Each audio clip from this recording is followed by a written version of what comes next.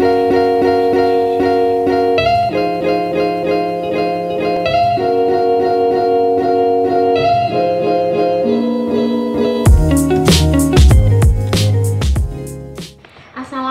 warahmatullahi wabarakatuh.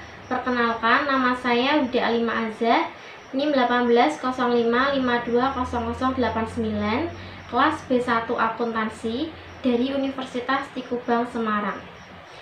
Saya akan mempresentasikan tentang pengujian substantif persediaan observasi perhitungan.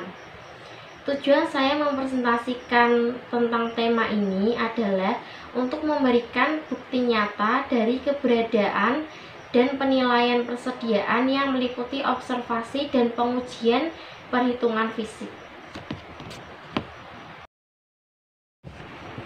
Di sini saya akan memperkenalkan diri kembali. Saya Wida Alima Azah, NIM 1805520089, ingin mempresentasikan tentang pengujian substantif persediaan observasi perhitungan. Materi presentasi meliputi 1. Sifat siklus produksi. 2. Materialitas dan risiko inheren. 3. Pemahaman bisnis dan industri klien. 4. Pengujian mengamati perhitungan persediaan fisik klien, yaitu mencakup 3 hal. Yang pertama, ada penetapan waktu dan luas observasi. Yang kedua, rencana perhitungan persediaan. Ketiga, pelaksanaan observasi perhitungan fisik. Lalu materi yang kelima, ada pengujian penetapan biaya persediaan. Yang keenam, ada pengujian persediaan yang disimpan dan dikendalikan oleh pihak ketiga.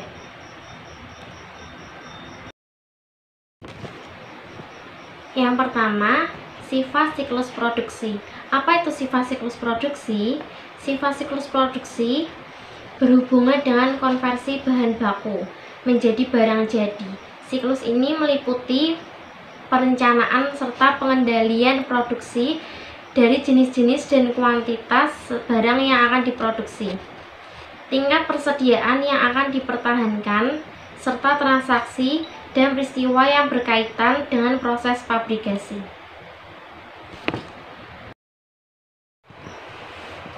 Lanjutan dari slide sebelumnya, transaksi yang terjadi dalam siklus ini dimulai pada saat bahan baku diminta untuk produksi dan berakhir ketika barang yang diproduksi ditransfer ke barang jadi. Transaksi yang terjadi dalam siklus ini disebut sebagai transaksi fabrikasi.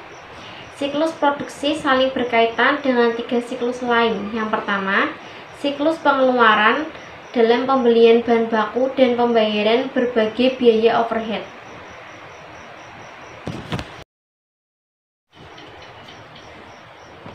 Yang kedua, siklus jasa personalia dalam pembayaran biaya tenaga kerja pabrik. Yang ketiga, siklus pendapatan dalam penjualan barang jadi. Di sini harus diperhatikan bahwa pengkreditan ke bahan baku, tenaga kerja langsung, dan overhead fabrikasi, pendebitan ke persediaan barang dalam proses, dan ayat jurnal yang dibuat untuk mencatat perpindahan biaya produksi yang sudah selesai dari barang dalam proses ke barang jadi berasal dari transaksi fabrikasi pada siklus produksi. Terakhir, walaupun biasanya dianggap sebagai transaksi siklus pendapatan, namun pemindahan biaya dari barang jadi yang diproduksi ke harga pokok penjualan didasarkan atas data biaya yang terakumulasi dalam siklus produksi. Di dalam siklus produksi, terdapat tujuan audit yang akan dibahas dalam bagian ini.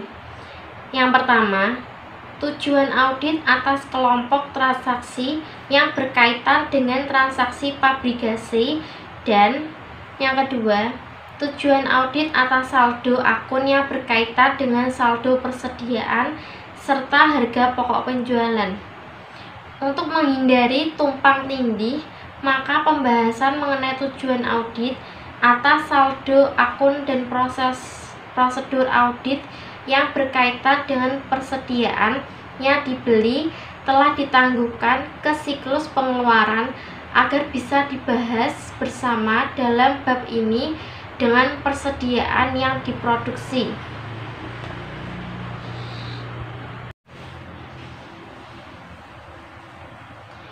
Demikian pula pembahasan mengenai tujuan audit dan prosedur yang berkaitan dengan harga pokok penjualan telah ditangguhkan ke bab siklus pendapatan.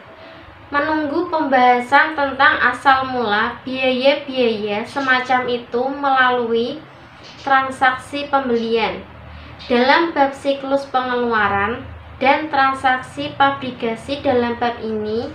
Jadi, sebagian bukti yang diperoleh mengenai tujuan yang berkaitan dengan transaksi pembelian dan penjualan adalah relevan untuk memenuhi tujuan audit dalam saldo akun yang disajikan.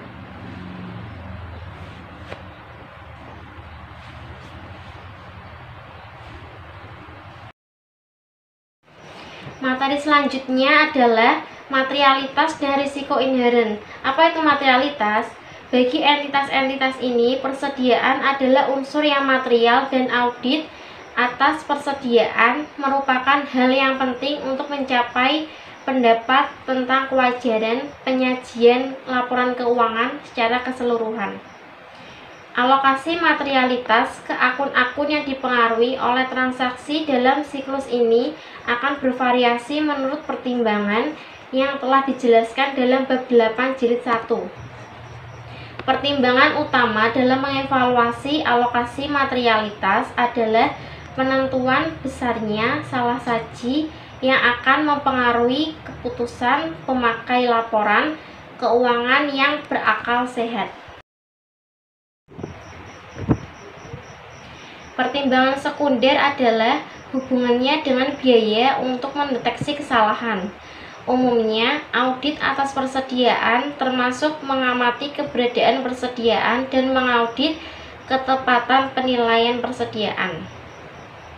Memerlukan banyak biaya.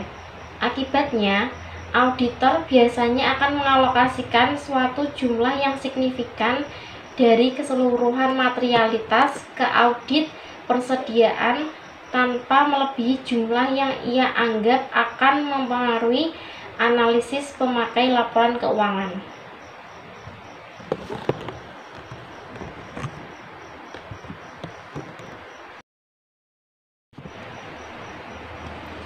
Lalu ada risiko inheren. Risiko inheren dan terjadinya salah saji dalam laporan keuangan yang disebabkan oleh transaksi persediaan pada jaringan hotel atau distrik sekolah relatif rendah. Karena persediaan bukan merupakan bagian yang material dari proses inti entitas itu. Namun, untuk pabrikan, pedagang grosir, atau pedagang eceran, persediaan dapat dinilai sebesar atau mendekati maksimum karena beberapa alasan.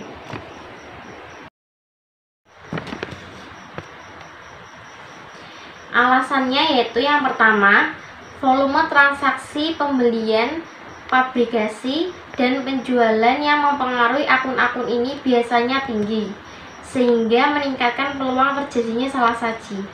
Alasan yang kedua, yaitu seringkali terjadinya masalah yang diperdebatkan seputar identifikasi, pengukuran, dan alokasi biaya-biaya yang dapat dimasukkan dalam persediaan seperti bahan, tenaga kerja, dan overhead pabrik tak langsung, biaya produk gabungan dan disposisi varians biaya, akuntansi untuk bahan sisa dari proses produksi, dan masalah akuntansi biaya lainnya.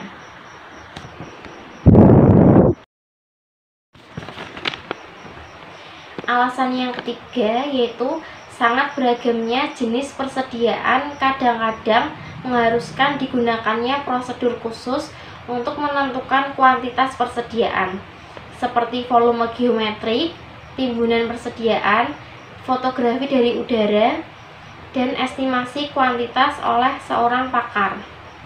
Lalu yang keempat, ada persediaan seringkali disimpan di berbagai lokasi sehingga menambah kualitas yang berhubungan dengan penyelenggaraan pengendalian fisik terhadap pencurian dan kerusakan, serta akuntansi yang tepat untuk barang dalam perjalanan di antara lokasi-lokasi itu.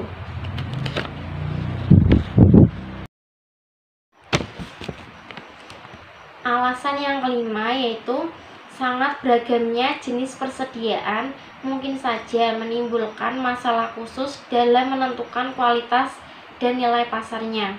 Lalu alasan yang keenam yaitu persediaan sangat rentan terhadap pembusukan, keusangan, dan faktor-faktor lain seperti kondisi ekonomi umum yang dapat mempengaruhi permintaan serta kemampuan menjual, dan dengan demikian mempengaruhi ketepatan penilaian persediaan itu. Lalu yang ketujuh yaitu persediaan mungkin dijual dengan perjanjian retur atau pembelian kembali.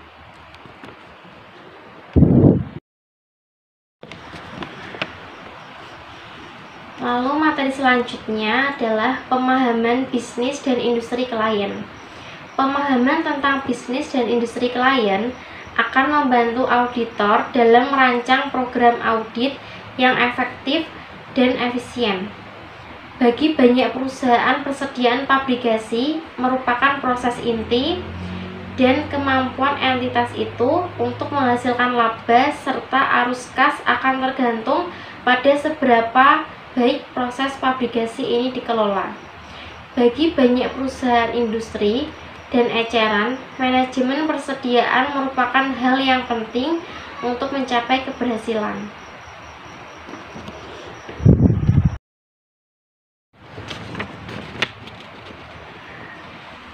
Pada saat mengaudit sebuah perusahaan pabrikasi, auditor biasanya ingin memahami insentivitas modal dari proses pabrikasi. Di samping bauran bahan baku dan tenaga kerja yang diperlukan dalam proses pabrikasi itu, suatu proses yang terutama bersifat padat modal seperti penyulingan minyak biasanya mempunyai jumlah biaya tetap yang signifikan yang memerlukan volume yang cukup besar untuk menjamin profitabilitas. Pemahaman ini merupakan hal yang penting dalam mengevaluasi kelayakan hasil-hasil keuangan yang dilaporkan, terutama pada saat mengevaluasi tujuan audit seperti keberadaan persediaan, penilaian persediaan baik pada biaya historis maupun nilai realisasi bersih. Apakah klien memegang hak kepemilikan atas persediaan, serta masalah penyajian dan pengungkapan.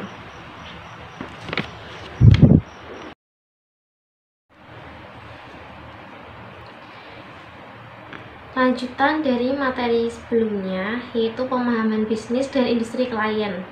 Persediaan sebenarnya tidak material bagi industri-industri seperti industri hotel dan sekolah. Kedua industri ini merupakan industri jasa dan audit atas persediaan biasanya tidak signifikan terhadap keseluruhan strategi audit dalam kedua industri itu. Akan tetapi, dalam mengaudit toko eceran, pabrikan peralatan rumah tangga, dan pabrikan komputer, audit atas persediaan merupakan proses inti yang material dan sangat penting bagi keberhasilan entitas bersangkutan. Dalam setiap kasus, unsur persediaan merupakan hal tentang neraca suatu entitas atau perusahaan. Walaupun demikian, setiap industri memiliki sifat yang unik dalam hal jumlah hari yang diperlukannya untuk memutar persediaan.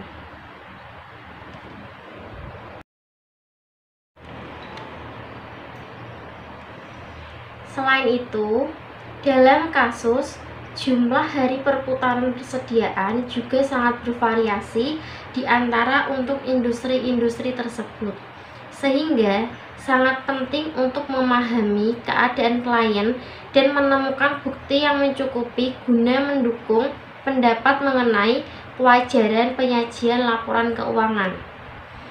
Pada saat mengevaluasi kewajaran penyajian laporan keuangan, auditor biasanya akan mengevaluasi harga pokok penjualan dan margin kotor ketika mengaudit persediaan. Auditor harus menyadari bahwa jika persediaan ditetapkan terlalu tinggi, maka harga pokok penjualan akan ditetapkan terlalu rendah dan margin kotor ditetapkan terlalu tinggi.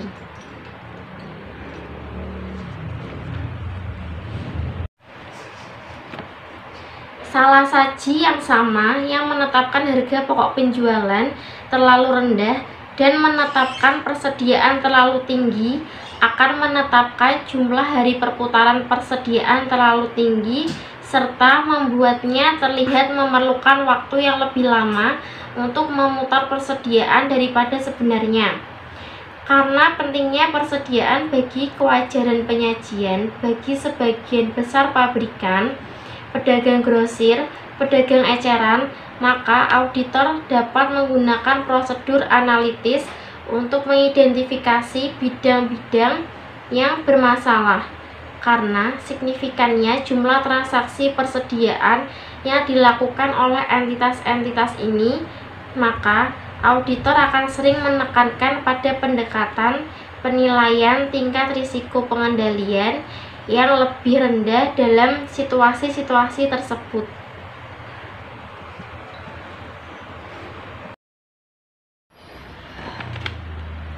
Materi selanjutnya adalah pengujian mengamati perhitungan persediaan klien, yaitu yang pertama ada penetapan waktu dan luas observasi.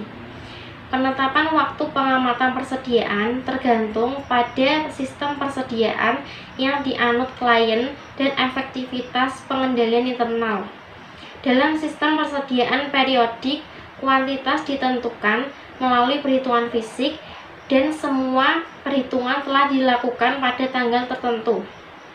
Tanggal itu harus ditetapkan pada atau mendekati tanggal neraca dan auditor biasanya harus hadir pada penetapan tanggal itu. Dalam sistem persediaan perpetual, dengan pengendalian internal yang efektif, perhitungan fisik dapat dilakukan dan dibandingkan dengan catatan persediaan pada tanggal interim.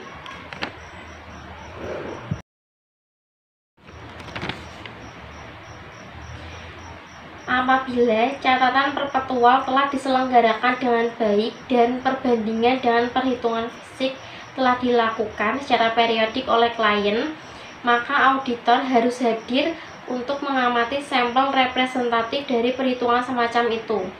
Dalam kasus seperti itu, prosedur ini dapat dilakukan selama atau setelah akhir periode yang diaudit. Dalam perusahaan yang memiliki persediaan yang tersebar di banyak tempat, pengamatan auditor biasanya harus mencakup semua lokasi persediaan yang signifikan.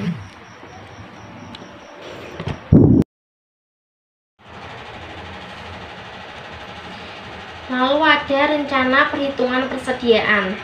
Perhitungan persediaan fisik oleh klien biasanya dilakukan sesuai dengan rencana atau daftar instruksi. Instruksi yang dibuat oleh klien harus mencakup hal-hal seperti yang pertama, nama karyawan yang bertanggung jawab untuk mengawasi persediaan. Yang kedua, tanggal perhitungan. Yang ketiga, lokasi-lokasi yang akan dihitung. Keempat, instruksi terinci mengenai bagaimana perhitungan akan dilakukan. Kelima, penggunaan dan pengendalian label persediaan bernomor urut serta lembar ikhtisar atau kompilasi. Keenam, ketentuan mengenai penanganan penerimaan, pengiriman, dan perpindahan barang selama perhitungan jika aktivitas tersebut tidak dapat dihindarkan. Yang ketujuh, pemisahan atau identifikasi barang yang bukan milik klien. Auditor harus mereview dan mengevaluasi rencana penghitungan persediaan klien jauh sebelum tanggal perhitungan. Dengan tenggang waktu yang cukup, klien akan mampu menanggapi dengan baik saran-saran modifikasi atas rencana itu sebelum perhitungan dimulai. sudah merupakan hal yang biasa bagi auditor untuk membantu klien dalam merancang suatu rencana penghitungan persediaan yang akan memudahkan baik perhitungan maupun pengamatan persediaan.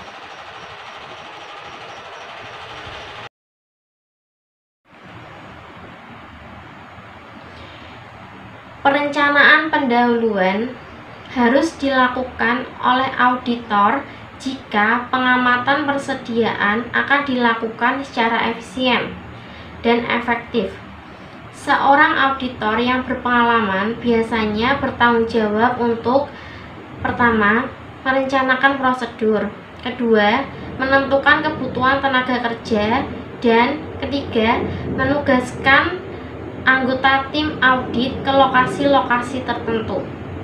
Setiap pengamat harus dilengkapi dengan salinan rencana perhitungan klien dan instruksi tertulis mengenai tugas yang akan dilakukannya.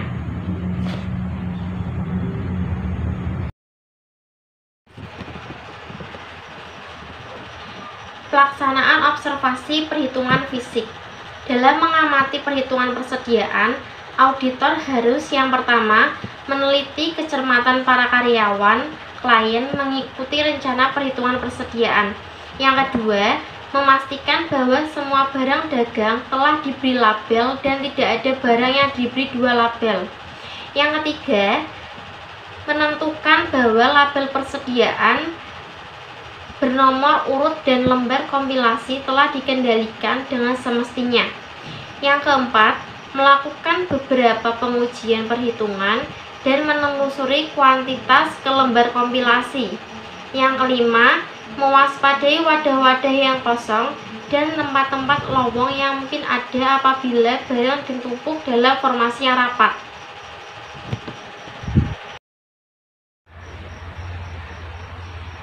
Pelaksanaan observasi perhitungan fisik, yaitu mewaspadai adanya persediaan barang yang rusak dan usang, menilai kondisi umum persediaan, mengidentifikasi dokumen penerimaan dan pengiriman terakhir yang digunakan, dan memastikan bahwa barang yang diterima selama perhitungan telah dipisahkan sebagaimana mestinya.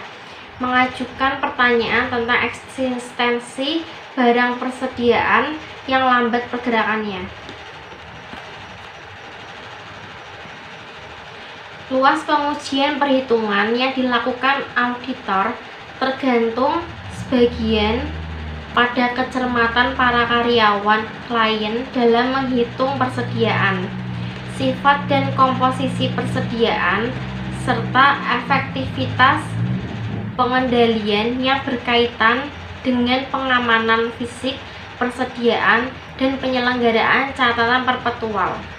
Biasanya, auditor akan membuat stratifikasi atas barang persediaan dengan memasukkan barang-barang bernilai dolar tertinggi ke dalam perhitungan dan mengambil sampel representatif dari barang-barang lainnya.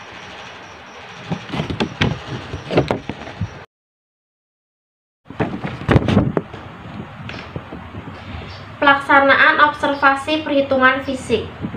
Dalam melakukan pengujian perhitungan, auditor harus mencatat perhitungan yang dilakukan dan memberikan deskripsi yang lengkap serta akurat mengenai barang tersebut, meliputi nomor identifikasi, satuan ukuran, lokasi, dan lain-lain.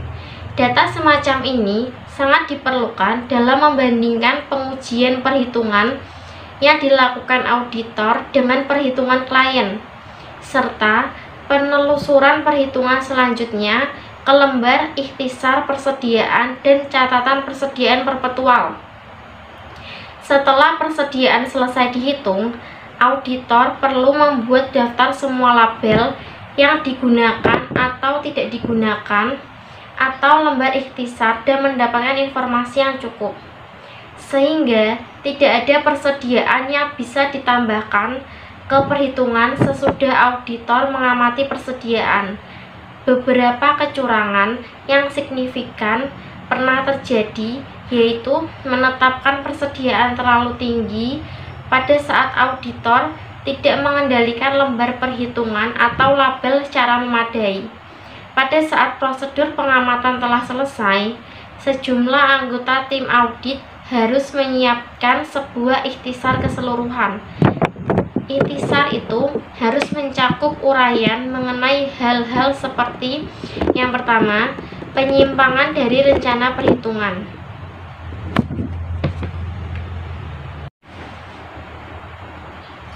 Persediaan yang disusun klien. Yang kedua, luas pengujian perhitungan dan setiap selisih yang material yang dihasilkannya. Serta ketiga, kesimpulan mengenai keakuratan perhitungan dan kondisi umum persediaan. Apabila persediaan bersifat material dan auditor tidak mengamati perhitungan persediaan pada atau menjelang akhir tahun, maka AU 331.12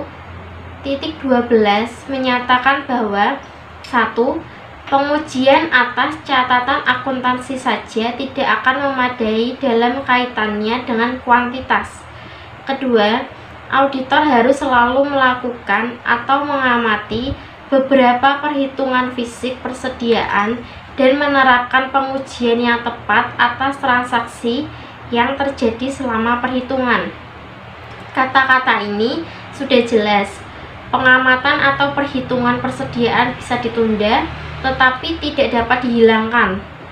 Auditor harus mendapatkan bukti fisik tertentu mengenai persediaan akhir sesuai standar auditing yang diterima umum. Selain itu, auditor juga harus menelaah catatan setiap perhitungan yang dilakukan oleh klien.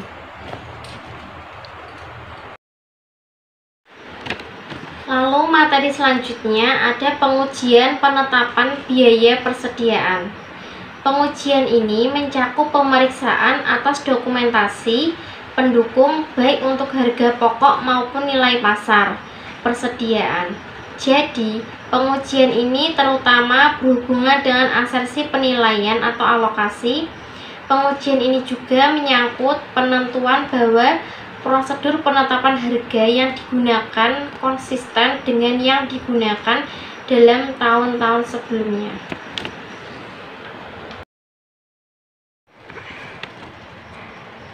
Review atas catatan persediaan perpetual dan pengajuan pertanyaan kepada klien harus memungkinkan auditor untuk menentukan baik dasar maupun metode penetapan harga yang digunakan dalam menetapkan harga kuantitas persediaan. Sebaliknya, konsistensi penetapan harga ini dapat ditetapkan dengan melihat kembali kertas kerja tahun sebelumnya dalam audit yang berulang dan laporan keuangan tahun sebelumnya. Langkah untuk memverifikasi penetapan harga ini mencakup penelaahan atas penetapan harga barang yang usang dan rusak. Guna memastikan bahwa barang tersebut tidak dinilai melebihi nilai realisasi bersih pada tanggal laporan, bukti pendukung mengenai biaya per unit bervariasi menurut sifat persediaan.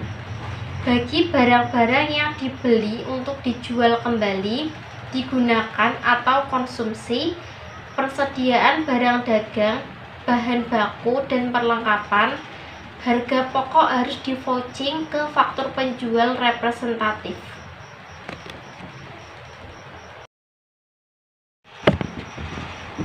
Materi selanjutnya yaitu pengujian persediaan yang disimpan dan dikendalikan oleh pihak ketiga.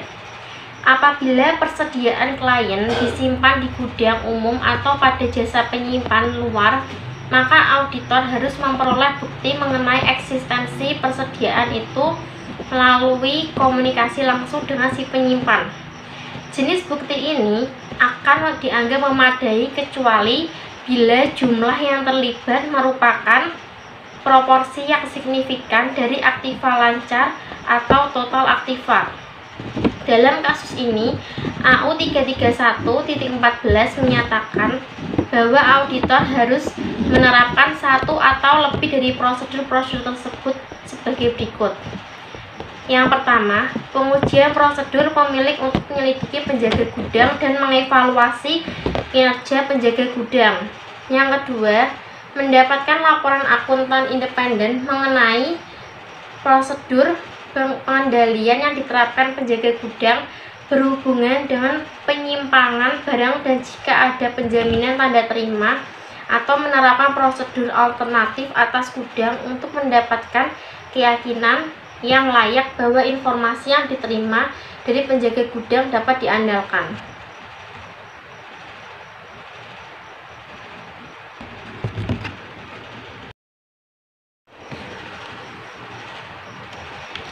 Yang ketiga, yaitu mengamati perhitungan fisik barang jika praktis dan layak. Yang keempat, jika tanda terima gudang sudah dijaminkan sebagai agunan, maka konfirmasikan kepada pemberi pinjaman mengenai rincian yang berkaitan dengan tanda terima yang dijaminkan itu, atau atas dasar pengujian jika tepat. Pengujian ini juga dapat memberikan bukti tentang asersi hak dan kewajiban. Selain itu, pengujian ini juga akan menghasilkan bukti mengenai asersi kelengkapan jika pihak penyimpan mengkonfirmasikan lebih banyak barang di tangan daripada dinyatakan dalam permintaan konfirmasi.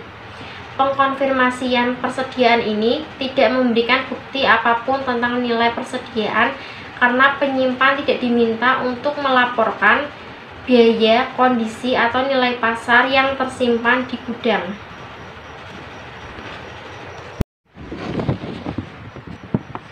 Demikian presentasi yang saya sampaikan mengenai pengujian substantif persediaan observasi perhitungan. Saya mohon maaf apabila ada salah kata, baik yang disengaja maupun tidak disengaja. Billahi taufik walhidayah. Wassalamualaikum warahmatullahi wabarakatuh.